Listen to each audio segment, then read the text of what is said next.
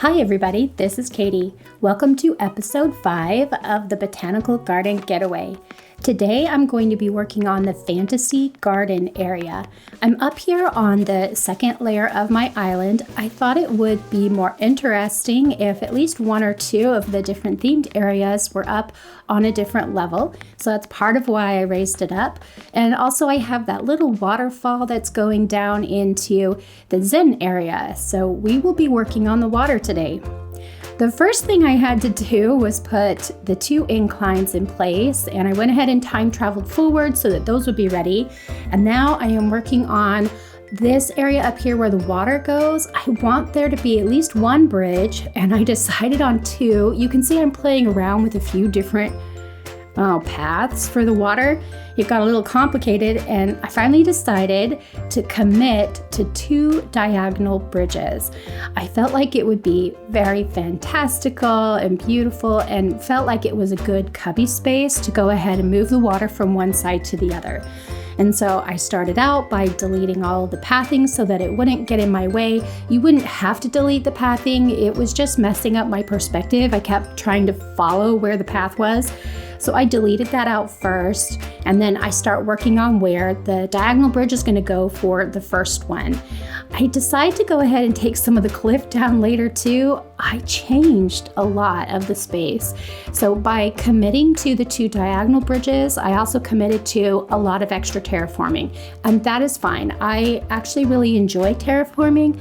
I know, unpopular opinion, but it's a little bit of a puzzle trying to get things to work the way you want them, and I enjoy spatially organizing things. I, of course, love the decorating too, but I don't mind this stage.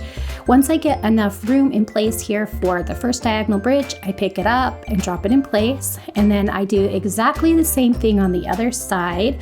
So I went ahead and cut forward to the next stage so you could see both bridges ready to go.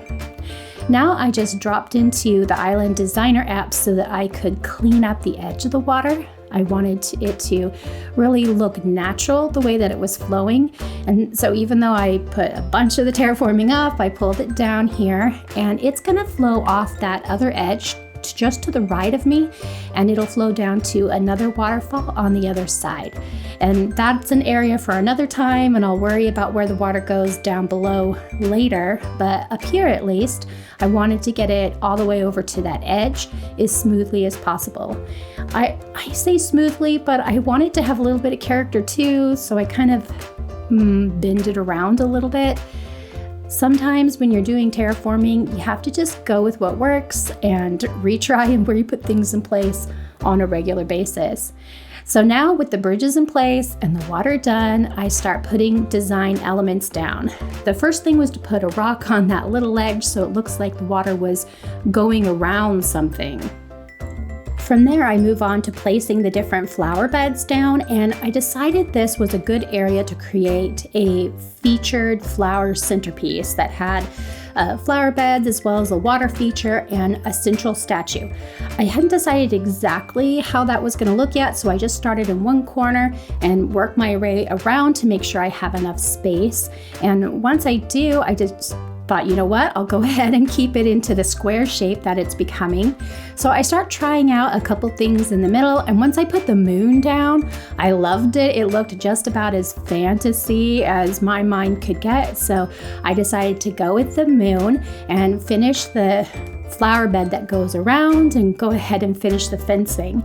I have a lot more flowers for this area than I do with some of the other themes, and part of the reason why is because this area includes the blue roses, and I have quite a few blue roses, and I have had a hard time breaking down to a smaller quantity of blue roses because they took so long to create that particular hybrid. For me, it's a little bit of a trophy that I managed to create the blue roses, and I love them. I think they're pretty. So I knew I had quite a few flower beds that I needed for this area since there were more flowers going in. As you can see, I'm just finishing. This is the country fencing, and it's a really good fit for this style. So it's going all the way around the area. And as we come down off of the cliff into the next area, that's where it transitions. So I went ahead and added the fence. And then this area here with the bushes and the fence is kind of the dividing line between this theme and what'll be on the other side of it. So that's part of why it needed a fence in that place too. I told you in a couple previous videos, I wanted to include a type of seating area. It's really beautiful, I think, when an area has some place for you and your friends or even the villagers to come and sit and relax. And you will see a lot of this if you ever go to an actual exhibit or garden or zoo. There's always places for people to stop and rest their legs or to just sit and take in the atmosphere around them. So that's what I'm working on here. I created a little bit of kind of a whimsical, elegant type of a pattern with the blue and the purple so that it could be used for that space. And as I continue around, I am just starting to get a little finicky with where things are going and trying to decide where the trees are going to go at. So these big holes are going to be for the trees when I get there. And once I make those decisions, it's time to start putting down all of the decorations in bulk. The decorations for this particular area are some of my more favorite decorations in the game because I really love that whimsical style. Personally, it's one of my favorite styles. And so you'll notice in this particular build, I use a lot of the mushroom items and the different things that glow. Here in the corner, I am just showing you a little bit of that work where I go through and fill in every space. Sometimes I cut parts of that out, but I do end up accounting for every single spot of an area.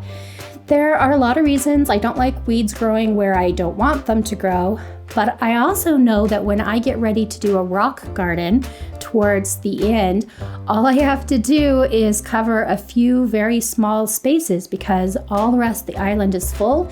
It's very easy to do a rock garden for me, and that'll be coming later down the line in a different theme. I dropped the little well in place just on top of that really rough, basic kind of country stone look, and I'm adding a couple more garden plots over here. There are a lot of flowers. Okay, it's time for the mushrooms. I have kind of done different themes of color with the mushrooms. A little bit of white, a little bit of brown, but also kind of green, purple, and blue. So it's a variety. Sometimes I stick with everything in the same different customization, but this time I thought it would actually benefit from being a little more unique. And so now I'm dropping them all down. I am keeping the lamps closer to the path because this is the lighting, and I do intend on doing some tours of this area in the dark with the lights out. So it's important that the lights be part of the path. And I've also got some of the leaf piles in here. I was inspired by the little bit of a leaf pattern that's at the bottom of this mush parasol. And I thought, well, if that's the only leaves on the ground, that it would look weird. So I went ahead and took some of the regular leaf piles and have scattered them about as well, just to help coordinate, but also to give a little bit more of that garden floor feel. I put down the fall arc here at the front and decided I didn't like it there as much because I prefer straight on instead of sideways. So I ended up moving it over to the exit of the area, and I'm just keeping the little cypress plants down here towards the beginning. I think that worked out real well. And this is the fake statue, the blue one. I really enjoy it. Even though the regular one, the real one, goes in the museum, I have a couple of these blue fake ones because of that beautiful glow. They look mysterious and magical and like they would be in a fantasy area. So I do include it fairly often, I've discovered, without even meaning to. It's an item that I use pretty frequently. Here again, I'm just putting down a few more of the weeds in those empty spots so that it is covering all the ground over there. And I'm putting in the rest of the seating area and all of the little festive fall forest whimsical bits. It's a lot of different things. This is going to end up being one of the bigger areas of this particular island, and I think some of that's because I am including 2 bridges up here with the water, so the amount of space that it takes up is actually quite expansive. Some of that might just because it's a theme that I prefer and it's my island, so maybe that happened on purpose. Maybe it was an accident. Who knows? I'm including some of the little gnomes in here. I had so many extra of those from the Christmas island, if you guys recall. I didn't want that many. I just wanted a few little magical gnomes here and there, as if they are statues in this one, right? A garden gnome? That's pretty classic, so I felt like that would be cute. And I'm using just the regular bunches in here. They're actually customized to what the game calls the silver pattern. Mostly I liked that it was a darker brown, and I played around with a couple of different colors and settled on this one. I might change that one in the future because they were pretty dark, but for now they are going to be fine. So the mush lamps are all on the first half of this area, and then the second half is where I've included the hyacinth lamps, so they're in 2 different spots. I went and picked up a pocket full of flowers, so now you can see where all of the color is coming to life. A few trees that go in place in this first round because they were already in my pocket, and now I'm dropping in those blue roses. This little statue with the moon, it's getting some pretty special treatment. I am including blue roses, and then mixed every other one is going to be the lily of the valley that you get with 5-star islands. So those are 2 pretty high value flowers for that particular statue. So I'm loving it. And I've got several flower paths. Again, it's supposed to be a garden, which works, but I had noticed with as many flowers were available, I was gonna need a little bit more space, and that's fine too. I went ahead and finished up with some of the basic flowers and some of the ground stuff, and then I picked up the rest of the trees. I adore this step. I think I say that every single time, but it's true because it's just so fun to see the big grown trees pop right into place. If you don't pre-grow your trees, then you could wait and visit the area after they were grown and get that same effect where it just is nice and normal, and then all of a sudden, bam, just like that, it's all grown up. All right, you guys, the area is ready. Let's go take a look.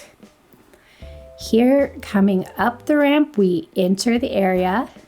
You can see with everything in place, again, I'm using that little tiny mailbox to pretend as if it is a pamphlet box for the area.